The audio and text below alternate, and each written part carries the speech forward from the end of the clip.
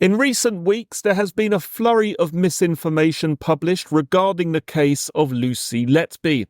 This has appeared in various mainstream articles, interviews, and documentaries created by individuals who did not attend the trial. To help dispel these falsehoods, this video will be part of a series that dives deeper into the case of Lucy Letby. The following information is taken directly from transcripts approved by the court, further details of which can be found in the video description box.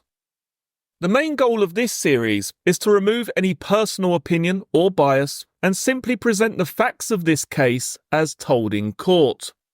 Now, at the end of 9 months of hearing evidence against Lucy Letby, the jury were presented with the following summary of the prosecution's case. This took place at Manchester Crown Court and was conducted by Nicholas Johnson, KC. We suggest that Lucy Letby is an opportunist. Some of the children she targeted were sick, but they would have recovered. But she used their vulnerabilities to camouflage her attacks. Fortunately, in this desperately sad and tragic case, her perception, or rather misperception, of some of these children's vulnerabilities became a feature which was going to give her away. She thought that the babies A and B, twins, had inherited a blood disorder from their mum. So she thought she could get away with killing child A and trying to kill child B in June 2015. And if she had stopped there, she probably would have got away with it, wouldn't she? But she Googled haemophilia and used the information to inform her attack on child N a year later, in June 2016. And again, she'd have probably got away with it if she had stopped there. Other children were perfectly healthy and would have thrived if she'd given them a chance. Her ignorance of C-peptide and the ratio between it and naturally produced insulin led her to think that she could get away with poisoning child L and child F. What she didn't know was that the disconnection in the ratio between C-peptide and insulin leaves a biochemical footprint or fingerprint, which proves foul play. And she'd have got away with that as well, ladies and gentlemen, if the police hadn't, as a matter of precaution, referred the cases of child L and child F to Dr. Evans. You'll remember he didn't see the cases until significantly after many of the others in this case.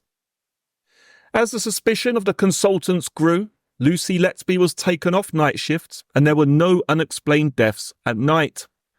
She went on holiday to Ibiza in June 2016, and when she got back she embarked on a killing spree. Child P and child O murdered in quick succession, followed by an attempt to murder child Q, all within 3 days of her return to work. And when she thought she was rumbled, or at least that the suspicions were growing significantly, she did her best to create the impression that the neonatal unit was dysfunctional by putting in false datic sheets. I will return to them, but you will remember, won't you, the child O one dated the 30th of June that Dr. Breary said in effect was a lie. You'll remember the JA datic sheet put in the same day, referring to a missing bung on a line that in a text message she said created the danger of an air embolus. What a thing to be pointing out just as you feel that you have been rumbled for administering air to these children, ladies and gentlemen. Get your defence in first. That's exactly what she was doing, isn't it? The effort that Lucy Letby put in on the 30th of June has continued through this trial, hasn't it? With the non-specific and general suggestions of incompetence or short staffing. But for the reasons I've explained, despite her saying there were problems, there is no evidence of there being problems. I said earlier that we're not going to deal with the case chronologically, and the reason for that, we suggest, is that there are things that are beyond any sensible debate. Things that we suggest you are very likely to accept. Starting with things that are agreed, or at least are not disputed, can be very revealing, not least because you can take them into account when considering cases further down the line. So I'm going to start with things that we suggest fall into that category and see where they lead us in terms of interpreting the rest of the evidence in the case. I will start by, in effect, taking 4 cases together, We're going to start with the cases of, as I said earlier, I think, the babies E and F, twins, and the twins L and M. These were two sets of twins born several months apart. Their cases have important similarities. One of each pair was poisoned with insulin. So unless you conclude that that poisoning was accidental, a possibility that we suggest you can dismiss, unless you conclude it was accidental, you know that somebody was trying to kill them. The other twin in each pair was attacked with air. What are the chances of that? 7 months apart in the same unit. So looking at child E, the twins were born on July 29th, 2015, which was Lucy Letby's day off. Between then and the events you've heard about, Lucy Letby had looked after child F several times. By the events that we are concerned with, both twins were doing well. You'll recall that the mother of child E and F was an inpatient at the hospital as well, and it seems like a long time ago now, but it was the 14th of November last year that the mother of child E and F gave evidence. She started with the events of July 30th, 2015, when she'd been able to visit her sons and have a cuddle with child F. The mother of child E and F, we suggest, was a very, very important witness in this trial. And she told you a number of very, very important things. What she said was that providing milk to her sons was top of her agenda. She felt it was the only thing she could do for her boys. She said that on the 3rd of August at 2100 hours, she went down to provide that milk. She said that when she entered nursery 1, child E was crying, and it was like nothing she had heard before. To quote her, she said, "It was horrendous, more of a scream than a cry." You will remember child I and child N, won't you, ladies and gentlemen? And that look of shock on Dr. Lochnane's face when she saw she had written screaming of child N on the 3rd of June 2016. The mother of child E and F said that there was blood around child E's mouth. You'll remember what I described more than once as a goatee beard type image on that picture. Lucy Letby told the mother of child E and F that the blood had come from the nasogastric tube and the registrar was on his way. On his way. Lucy Letby told the mother of child E and F to go back to the postnatal ward, and by 2111 hours the mother of child E and F was back on the postnatal ward. There's no room for misunderstandings here, is there, ladies and gentlemen?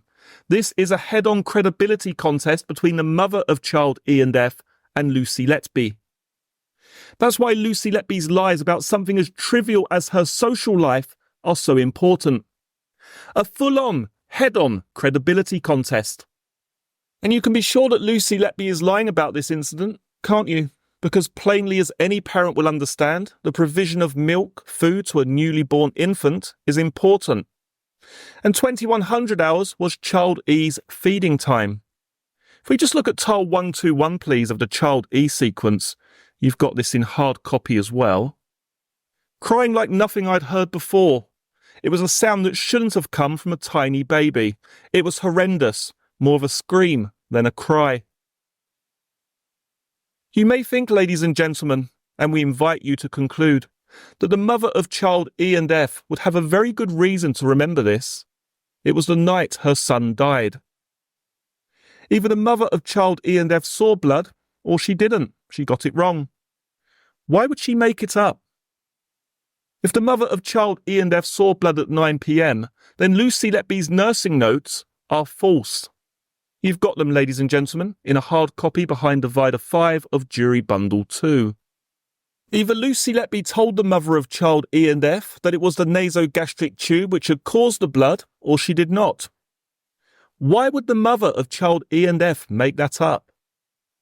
Dr. Bowen told us that the records show that the nasogastric tube that was in place on the 3rd of August was the same one that had been inserted on July 29th. So the same tube had been in for several days, and that was never disputed. Well, Lucy Letby would have known that at the time, wouldn't she? So why did she say that it was the nasogastric tube that had caused the bleed if it was the same one that had been in there for so long?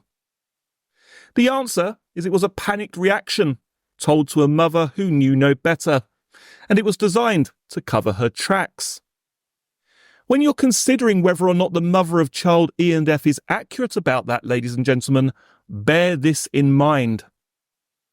When Lucy Letby was struggling in interview to explain why it was that child N was bleeding, and we will come to this, there's a 1 mil bleed that she wrote on a chart that she never escalated to anybody.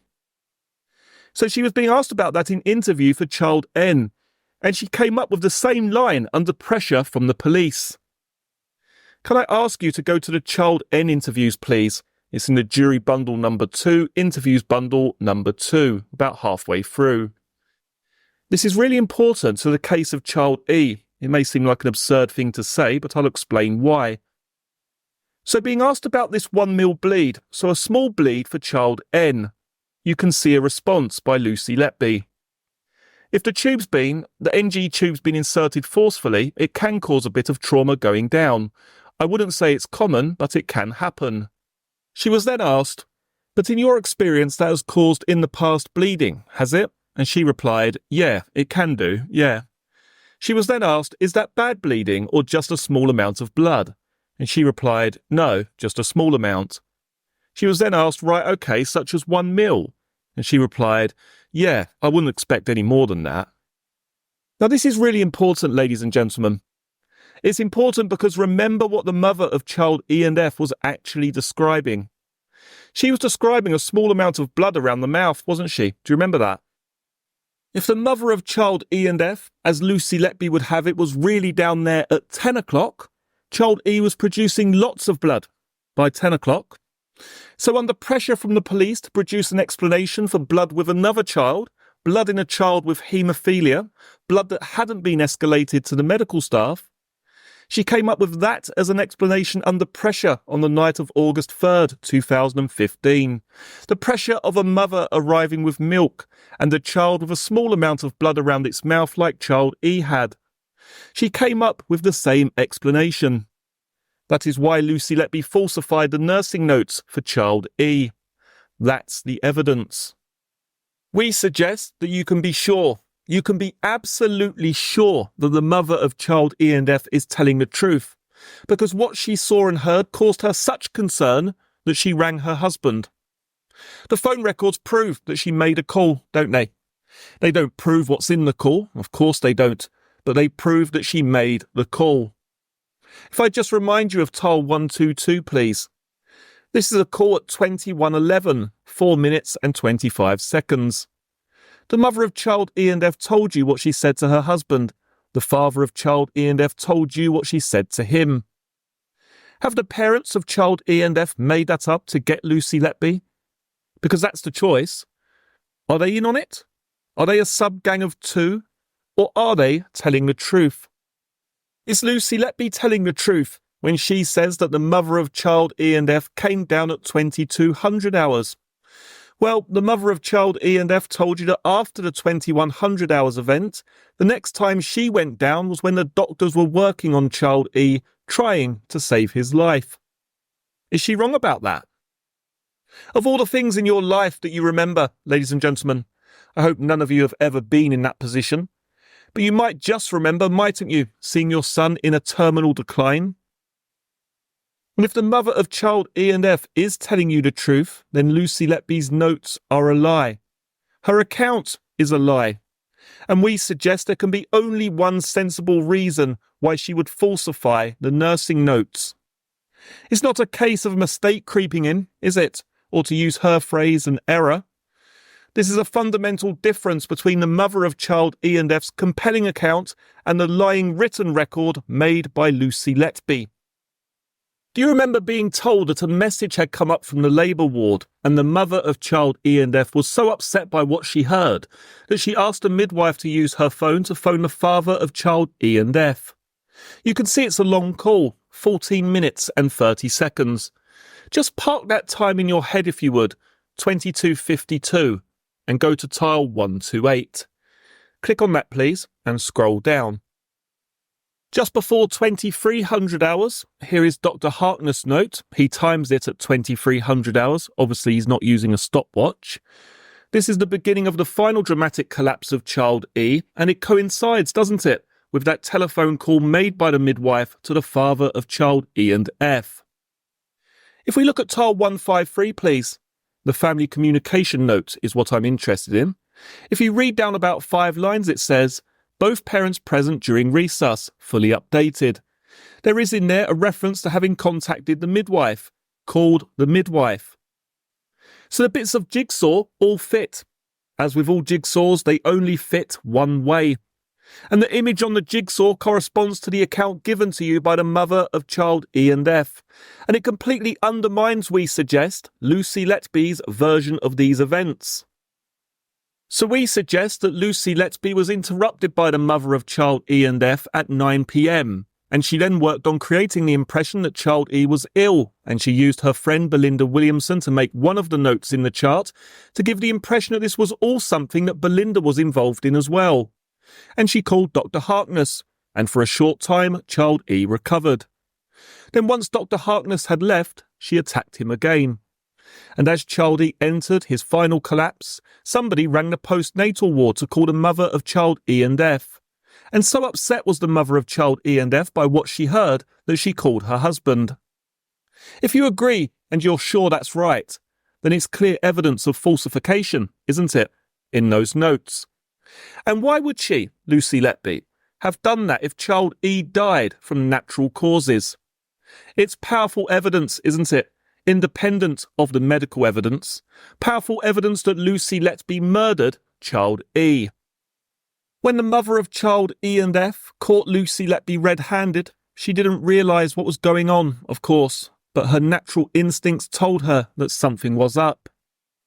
Dr. Harkness was the person who had to deal with the consequences of Lucy Letby's sabotage, and he gave evidence on November 17th. And he gave us, in effect, a chronological framework, didn't he, for what had happened.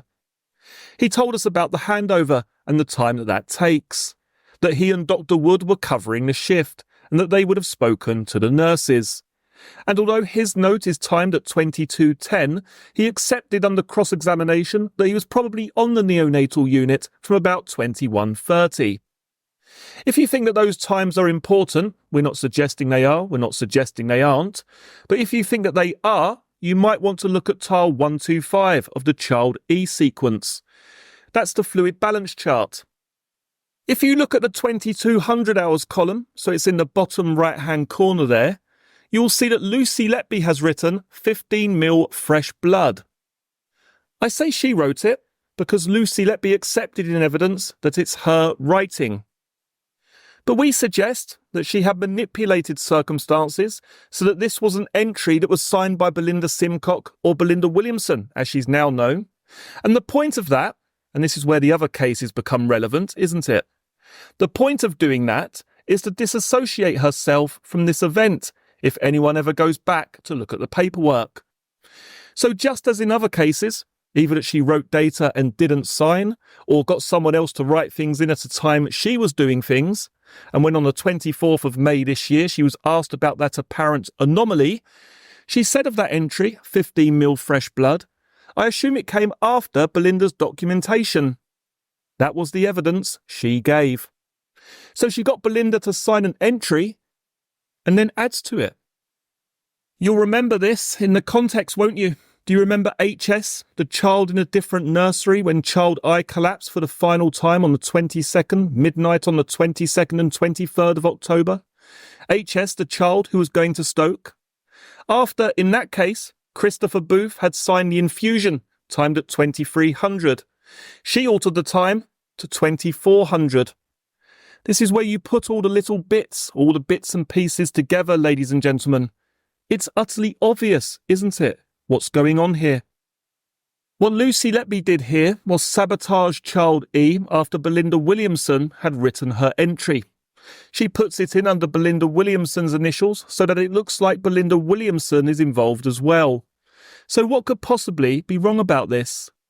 There's somebody else there when this happens, when you look at the notes. Although Dr. Harkness was persuaded in cross-examination that his note at 22:10 was really for events from about 21:30, you may think that that note there, timed at 2200, makes that concession dubious, to say the least. A reason why Lucy Letby needs Dr. Harkness to be there earlier is that she needs an innocent reason for omitting the feed at 2100. She needs to get the doctor in there earlier as a reason for omitting the feed at 2100, which in turn undermines the mother of child E and F's evidence. So if you're looking for why Lucy Letby is doing this, that is the reason. She was caught sabotaging child E by the mother, and this is what she does. This is what she did, we suggest, to cover herself. When he arrived at 22:10, Dr. Harkness was told by Lucy Letby that 30 minutes earlier there had been a dirty aspirate.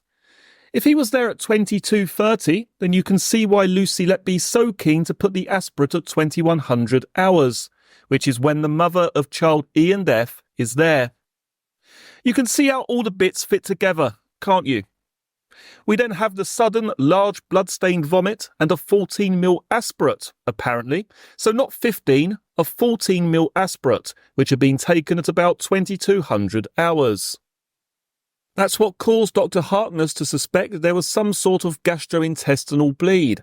But when he examined child E, all the signs were good. His bowels had been opening, his CRP was less than 1, his SATs were good, his other vital signs were good, and he was in air. And on examination, child E was pink and lively. You'll remember during cross-examination, it was suggested to Dr. Harkness that he was out of his depth. Do you remember that being put to him? Do you remember his reaction? He was insulted by that, Dr. Harkness. Dr. Harkness said that he was discussing things with Dr. C, the consultant who was on site.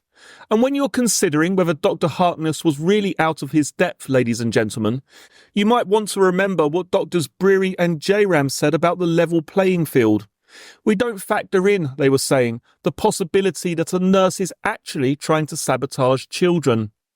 None of these doctors suspected sabotage, did they? They were all looking for a natural cause for what was going on. There was no natural cause, because there was no level playing field. 2300 hours, Dr. Harkness was called back by Lucy Letby. Child E desaturated to 70%, and there was further blood coming up the nasogastric tube. Child E was breathing for himself and crying. He had to be given 100% oxygen, but as Dr. Harkness said, and I quote him here, something was interfering with the oxygen getting into his bloodstream. Dr. Kinsey's explanation for the mechanics of air embolus, the blockage caused by the bubble. Something was interfering with oxygen getting into his bloodstream. Dr. Harkness planned to intubate child E, and whilst that was being organised, there was a further sudden deterioration at 2340. And in between times, it was Lucy Letby who had been looking after child E. You will remember what Dr. Harkness described he saw, quote, a strange pattern over the tummy area, over the abdomen, which didn't fit with the poor perfusion. In between the chest, the upper legs, the rest was still pink, but there were these kind of strange purple patches that appeared over the outside of his tummy. Do you remember Dr. Harkness was moving his hand as he was describing that to you? He went on to say, there were patches in one area, then there were some in the other. Some of it was still nice and pink, but it was certainly unusual and not fitting with a baby that had completely shut down or poor perfusion. You will remember that he was saying in terms that this was not something he had ever seen outside the context of the babies in this case, and he was drawing a comparison with what he had seen with child A. He said what he had seen were patches that were no smaller than 1 to 2 centimetres. One of the strange or unusual things about what he saw was that it didn't remain constant. He was cross-examined, you'll remember, about differences in his description of what he had seen in child A's case and what he saw in child E's case. And he said this. It was something that was so unusual that it's hard to give a clear description. The point here, ladies and gentlemen, is we have a doctor saying, this is something I had not seen before. The precise way he described it isn't so important, is it? What he was saying was that he was seeing the same thing again. The same thing that he had seen with child A, he was seeing with child E. An interesting feature is that if you go to Lucy Letby's interviews, she describes what she saw in child A's case as very similar to that of child E's. You'll remember how traumatised Dr. Harkness was by what he had seen. You'll remember him describing the effect it had on him, how he had to have time off work. He had never seen a baby bleed the way child E did. On the other hand, if we go to tile 253, we can see how Lucy Letby felt about it. It's the same day that child E died. She said, quote, "One of those things." Nothing to see here. That's the message, isn't it, ladies and gentlemen? Nothing to see here. Remember me saying about her gaslighting her colleagues, persuading them that the wholly abnormal was in fact normal? Moving away from that text, please. It was suggested to Dr. Harkness that he'd been influenced by discussions he had had with others. He denied it. And even Lucy Letby doesn't put him in the gang of four. Was Dr. Harkness a liar? Do you remember the evidence of Dr. C, the consultant, who said that when she arrived at child E's side at a later stage, Dr. Harkness had told her in quite a lot of detail about some very dark purple patches he had seen on the abdomen and the unusual appearance of these. She said that when he, Dr. Harkness, had spoken to her, he had told her in quite an animated fashion because it was quite an unusual appearance. So if Dr. Harkness is lying about this, Dr. C is supporting the lies, isn't she? What are the chances of that, ladies and gentlemen? How far does this supposed conspiracy go? Do you remember I said what Lucy Letby actually said is quite similar?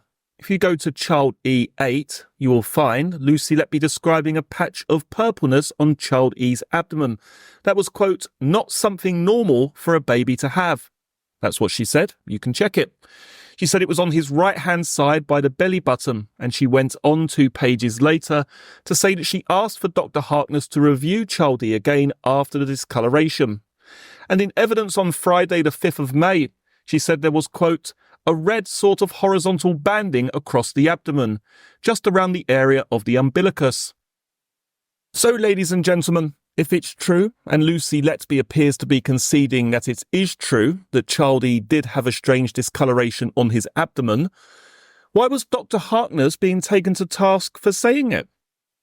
Is it all to create in your minds the impression that in some ways the doctors are bad, that they're all ganging up on Lucy Letby? We invite you to conclude that that was all in effect a gratuitous attack on Dr. Harkness' integrity. It feeds into the general theme that Lucy Letby is being scapegoated for other people's incompetence and malpractice. And the point of the attack, we suggest, was to try to persuade you that in some way Dr. Harkness is prepared to make things up which implicate Lucy Letby in the most serious crime.